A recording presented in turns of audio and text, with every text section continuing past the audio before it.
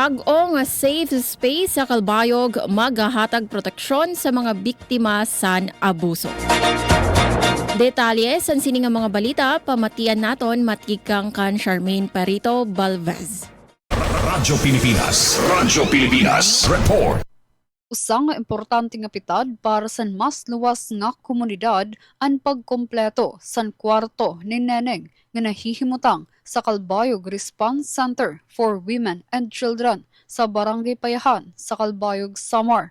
Ang pasilidad at magsaserbe nga temporaryo nga mauukyan san mga kababayinan ug kabataan nga biktima san pag-abuso nga nanginginahanglan proteksyon ug pag-ataman.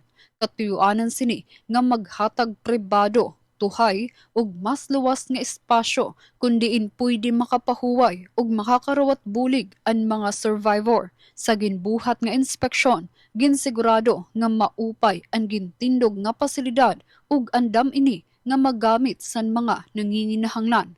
Labaw pa sa lugar nga mauukyan, ang kwarto ni Neneng ang simbolo san malasakit ngan konkreto nga malalauman san mga biktima usa nga lugar kundiin pwede sira makatikang utro nga may dignidad ug paglaom.